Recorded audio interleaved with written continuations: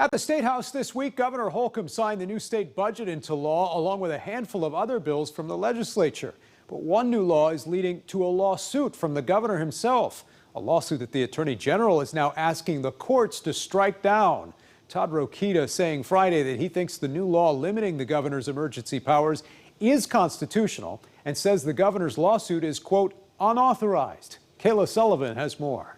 This is an incredibly historic moment. You may be tired of the word unprecedented, but that's how this lawsuit is being described by experts. That doesn't mean it wasn't expected. Not surprised at all. I saw it coming. Governor Eric Holcomb has been clear since the start. He doesn't think this legislation is constitutional. Neither do Democrats. It's not necessarily siding with the governor. It's siding with the Constitution, and it's clear that only the governor can call us into special session. Though Republican legislative leadership has repeatedly said they believe Governor Eric Holcomb handled this pandemic well, they want to guarantee more say in the future.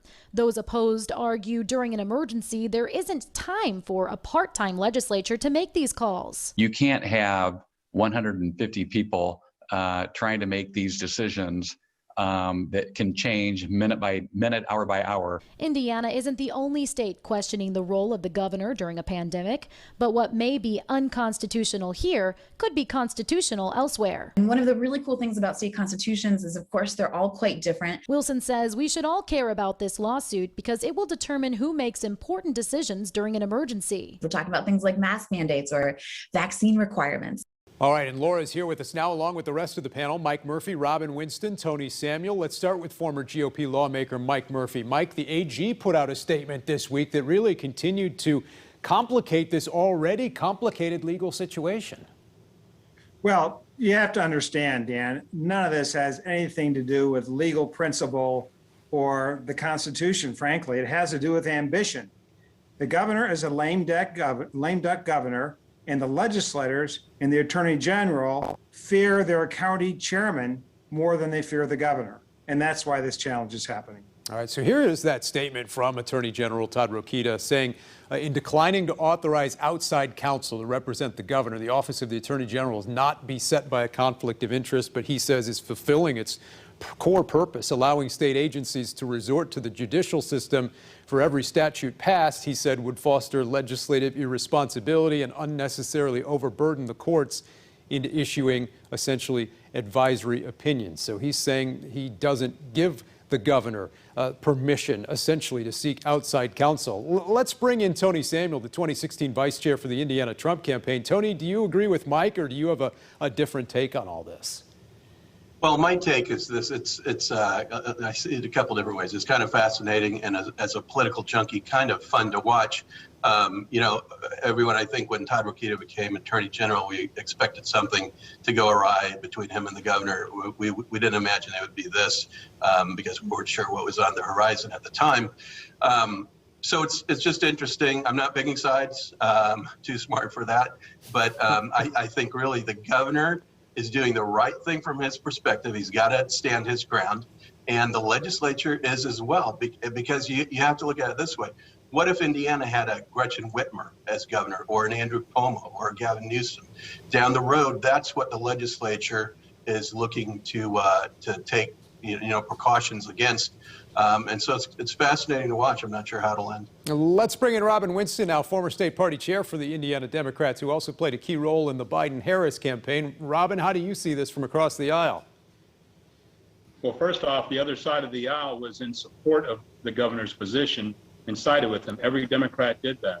Now, this sounds like a backyard brawl between the Republican Party, and that's fine there. I think this emanates from the mask mandate, and it emanates from Donald Rainwater getting a large percent of the vote in the primary.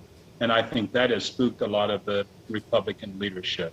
As far as transitions go, unfortunately, I was around when we lost Governor O'Bannon to death, and we were able to transition to a lieutenant governor, and it didn't wreck the system. So I don't know why we need all these curbs and things on the governor. The governor is doing the right thing as it relates to trying to move our state forward. The emergency orders are signed off by other people, so I don't think this is necessary. Laura, where does this put the governor politically right now within his party, the legislature and the AG, both standing against him on this issue after what was otherwise a fairly successful legislative session, despite all the other challenges? It was. Now, obviously, there's some conflict here. I think what's interesting is a lot of times we think of conflict as necessarily being bad, but to a point that Tony said, and I would just emphasize, this is the way the process works. There, yes, the governor's going to want more executive power. I believe it was necessary at the time, and you do see pushbacks in different states with regards to this issue. Unprecedented times, right?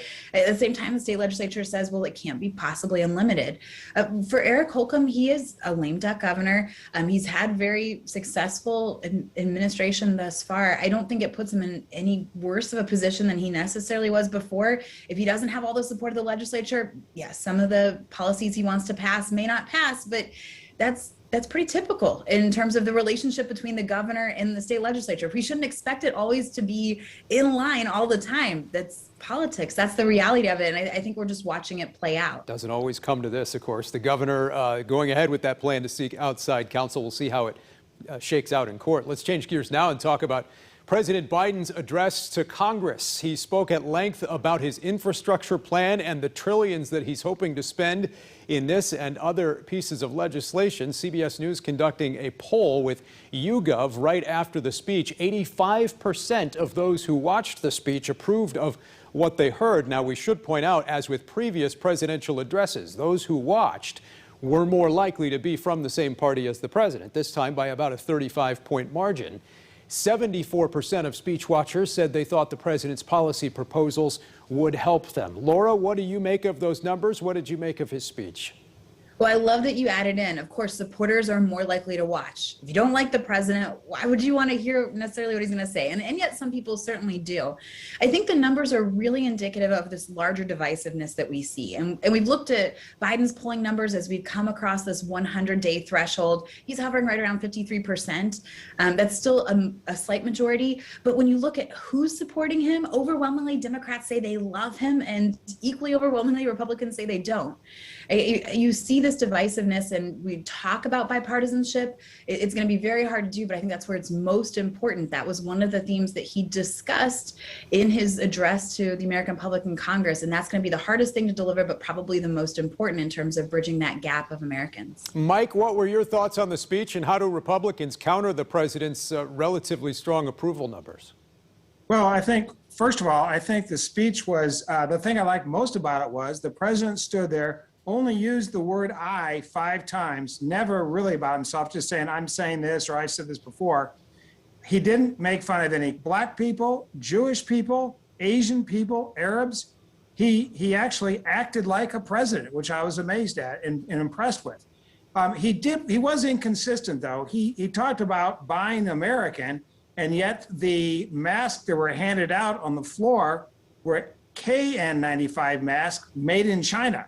He could have gotten a mask like this, made in Culver City, Iowa, or he could have called the Geyer family in Rensselaer, Indiana, and said, "Send me some masks." So the execution didn't really match the message. As far as the numbers go, I'm going to wait on The Economist to weigh in over the next several weeks and see if we can really pay for it. Robin, some observers have described the president's proposals as potentially transformational. Is that how you see it? But does he also at the same time risk going too far when it comes to the amount he's spending and the political capital he may be spending? No, it's time to get things done. There are 117 mayors that are all trying to figure out what's going to happen to them all the way from Angola to Jeffersonville. There are 276 county commissioners looking forward to getting this kind of money back in their communities. There's 296 school districts here in Indiana that look forward to getting funds from the federal government. The president was dead on, and to quote Ronald Reagan, the greatest social program is a job. And that's what he talked about the entire speech. Tony, your response to that? Well, if by transformational you mean he's going to bankrupt the nation, then yeah, that's exactly what's going on. $6 trillion on top of the 20+ trillion in debt that we already have upon us and upon our next generations. It's really just making this country more and more dependent on the government. Now, everybody's for infrastructure. I'm for infrastructure improvements. We need them. We need better roads and bridges. But this is going to bankrupt the country. It's going to kill small businesses. It's all tax increases. Whereas the previous administration, President Trump, was cutting regulations, cutting taxes. Unemployment was at record lows across the board for African American, Hispanic women. 7 million new jobs were created during the Trump administration. A third of those were for African Americans, Hispanics, and women. And wages were increasing for the lowest wage earners faster than they were for the highest wage earners. Now you've got the exact opposite, and it's going to wreck this country. Coming up next, we'll be back with our panel for this week's winners and losers. But up next, Mayor Joe Hogsett on the state of downtown Indy. After a year of persistent challenges, is the city bouncing back? We're back right after this. Plus, a look at what Vice President Pence had to say in his first speech since leaving office next.